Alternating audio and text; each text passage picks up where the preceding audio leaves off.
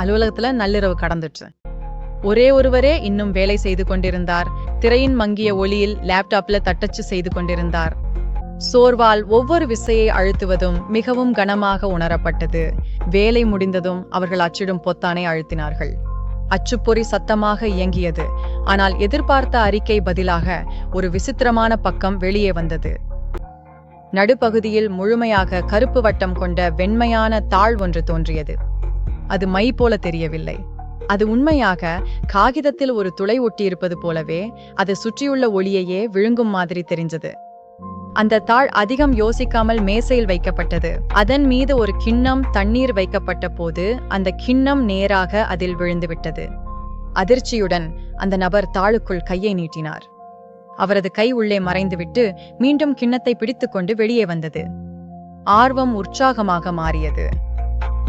அந்த தாளை விற்பனை இயந்திரத்துக்கு எடுத்துச் சென்று கண்ணாடிக்கு எதிராக அழுத்தினார்கள். ஒரு கை எளிதாக உள்ளே நுழைந்து பணம் செலுத்தாமல் சாக்லேட் ஒன்றுக்கு பிறகு ஒன்றை வெளியே எடுத்தது. பிறகு இன்னும் பெரிய ஒரு யோசனை வந்தது. நிதி அறையில் உள்ள ஒரு சிறிய பூட்டிய பணப்பெட்டியில் அந்த தாள் கவனமாக மேலே வைக்கப்பட்டது. ஒரு கை உள்ளே நுழைந்து பணம் நிறைந்ததாக வெளியே வந்தது. பல பேராசை அதுல நிற்கவில்லை. எல்லாவற்றையும் ஒரே நேரத்தில் எடுத்துக்கொள்ள ஏன் முழுவதும் உள்ளே போகக்கூடாது என்ற எண்ணம் வந்தது.